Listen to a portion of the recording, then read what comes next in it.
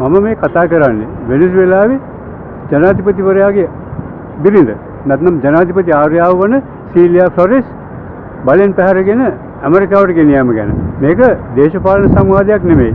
වෙනසුවෙලාව කියන්නේ වාමාංශික රටක්. එතකොට පැහැරගෙන ගියේ ඇමරිකාවේ ඩොනල්ඩ් ට්‍රම්ප් ජනාධිපතිවරයාගේ නියෝග උඩ ඔහු දක්ෂිණාංශික ජනාධිපතිවරයෙක්. ඒ ගැටුම ගැන මම කතා කරන්නේ ඕන තරම් ඒ කියන්නේ වීඩියෝස් තියෙනවා බලන්න පුළුවන්.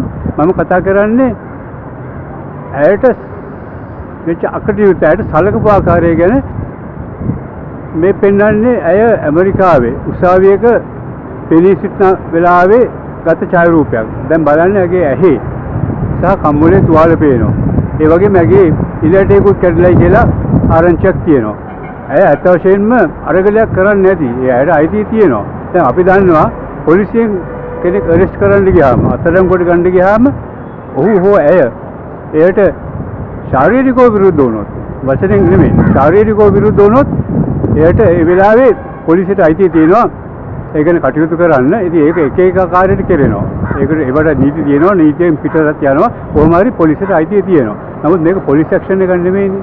මේක ඇමරිකන් හමුදාව නිදහස් රටකට හොරෙන් යවලා අවසර නැතුව යවලා ජනාධිපති මන්දිරයට කඩාගෙන පැනලා 80 දෙනෙක් මැරලා තියෙනවා. වෙනසුවෙලාවේ කරකාස් අගනුවර 80ක් මැරලා තියෙනවා. ඒ සෝල්ජර්ස් නෙමෙයි ඔක්කොම සාමාන්‍ය ජනතාවත් මැරලා තියෙනවා. එහෙම විශාල හානියක් කරලා ජනාධිපතිවරයා වර නිකොලස් මදුරෝ සහ සීලියා ෆ්ලොරෙස් දෙදෙනාම පැහැරගෙන ඇවිල්ලා තියෙනවා. එතනදී ඇය අරගලයක් කළා තියෙනවා. ඇයට අයිතිය තියෙනවා. මොකද දැන් බලන්න හොලිවුඩ් චිත්‍රපට බලනකොට පොලිසිය කවුරු හරි අත්අඩංගුවට ගන්නකොට හැමතිස්සෙම කියනවා you have the right to remain silent කියලා. ඒ කියන්නේ කතා කිරීමටවත් නිදහස නැහැ. ඒ පොලිස් ඇක්ෂන් වල ඒ ඇමරිකාවේ ඇතුලේ ඇමරිකාවේ පුරවැසියන් එක්ක තවත් රටකට ගිහිල්ලා අල්ලපුරට කැනඩාව එහෙම නැත්නම් පල්ලේ මෙක්සිකෝ වෙනසුවෙලාව කියන්නේ දකුණු ඇමරිකාවේ රටක්.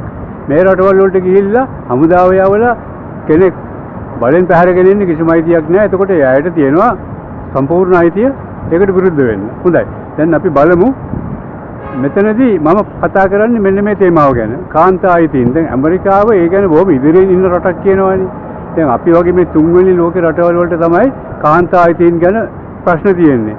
ඒගොල්ලන් එහෙම කියනවා අපි ඉදිරියෙන් ඉන්නේ. අත වශයෙන් ඇමරිකාවේ කාන්තා විමුක්තිය නැත්නම් women's liberation කියන එක පටන් ගත්තේ 960 ගණන් වල.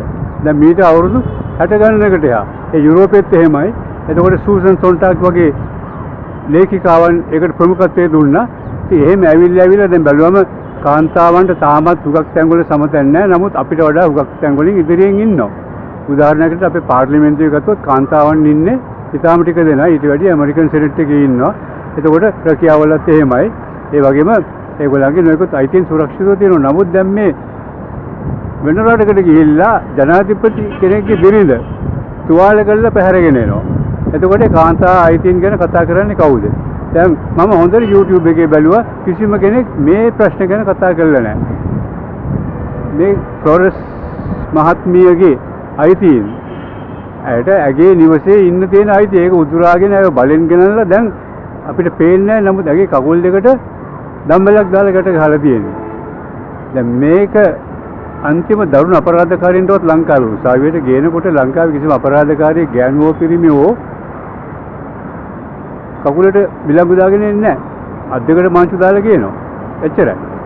ඉතින් මේ තත්ත්වෙදී මොකද්ද මේ මානව හිමිකම් ගැන කතා කිරීමේ තේරුම?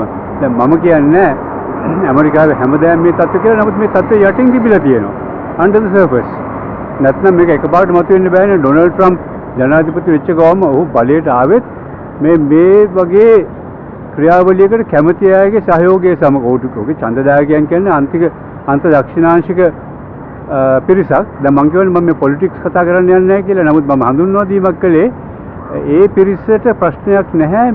අපි දැන් මේක ඇතර වර්ණ ભેදයක් අපි නැහැ කිව්වට වර්ණ ભેදයක් තියෙනවා. වර්ණ ભેදයක් තියෙනවා කියන්නේ ඇමරිකාවේ කළු සුදු ප්‍රශ්න හැමදාම තිබුණා.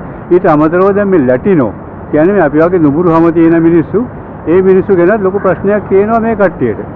දැන් මෙතනදී ෆ්ලොරස් මහත්මියත් ඒ කොටසට අයත් වෙනවා. හැම පාට වෙනස් වෙන්න ඒ කරන්න තියෙන ප්‍රමණතාවයත් වැඩි. වර්ණ ભેදවාදයක් හැමදාම ඇමරිකාවේ තිබුණා. ඒක කළු සුදු. දැන් ඒක ලැටිනෝස් රටත් පැතිර යනවා. මෙතනදී ෆ්ලොරස් මහත්තයට සැලකුව ආකාරය ගැන පුදුම වෙන දෙයක්වත් නැහැ. නමුත් අපි කනගාටු විය යුතුයි. ඒ මොකද යම්කිසි රටක නායිකාවකට අය දේශපාලඥයෙක් වගේම නීතිඥයෙක් ඒ රටේ ලොකු තැනක් තියාගෙන ඉන්න කෙනෙක්. ඒගොල්ලන්ගේ වැඩ පිළිවෙල වලට හැමෝම එකඟ නොවෙන්න පුළුවන්. නමුත් එහෙම කියලා මේ විදිහට සලකන්න කාටවත් අවසරයක් නැහැ. විශේෂයෙන්ම ඇමරිකාවේ ජනාධිපතිට අවසරයක් නැහැ. ඇමරිකාවට වෙනසුවෙලාවෙන් මද්ද්‍රව්‍ය වෙනවා කියන චෝදනාවක් තමයි ගෙනල්ලා තියෙන්නේ. නමුත් මේක සම්පූර්ණ බොරු චෝදනාවක්. ඒක නම් පැහැදිලිවම කියන්න පුළුවන්. මොකද ඇමරිකාවට දකුණු ඇමරිකාවෙන් මද්ද්‍රව්‍ය විශේෂයෙන් වෙන්නේ කොලොම්බියාවෙන්. වෙනසුවෙලාවෙන් නෙමෙයි. වෙනසුවෙලා ඇවිල්ලා ලංකාව වගේම මද්ද්‍රව්‍ය අනිත් රටවල් වලට විහිදලා යන හබ් එකක්. ඒ කියන්නේ ඒකට පිට රටවල් වලින් ඇවිල්ලා එතනදී අපේ රටේ මද්ද්‍රව්‍ය කවුරුවත් මෙහෙ හදන්නේ නැහැ නේ. පිට රටවල් වලින් එනවා.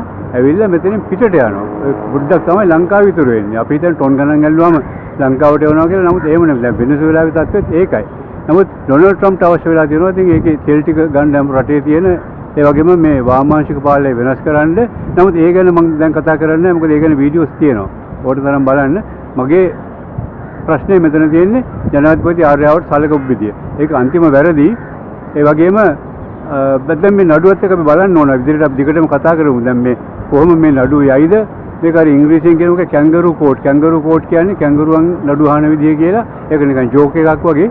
ඒ කියන්නේ අපි කියන්නේ නඩුත් හාමුදුරන්ගේ බඩුත් හාමුදුරන්ගේ කියලා. අන්න ඒ වගේ දැන් මේ අනිවාර්යයෙන්ම මේගොල්ලෝ මේ හැම චෝදනාවකටම ජීවිතාන්තය දක්වා හිර යන්න පුළුවන්. දැන් ඒ එහෙම කරාවිද මොකද්ද කරන්න කියලා අපි බලමු. නමුත් කිසිම කෙනෙක් කතා කරලා නැහැ මේ දක්වා ෆ්ලොරස් මහත්මියට තුවාල කරපු එක ගැන. ඒ ගැන අපි කතා කළ යුතුයි. ඒ වගේම ඇමරිකාවේ දැන් තවත් ඇමරිකන් කාන්තාවන්ට සුදු කාන්තාවන්ටත් මේ ප්‍රශ්නේ පැතිරලා යනවා. මේ ප්‍රශ්නේ මේ වර්ණේ කියන්නේ වර්ණේ දුඹුරු පාට කළු අයට විතරක් නෙමෙයි අනිත් අයට පැතිරලා යනවා. දැන් ඒක අපි පසුව කතා කරමු.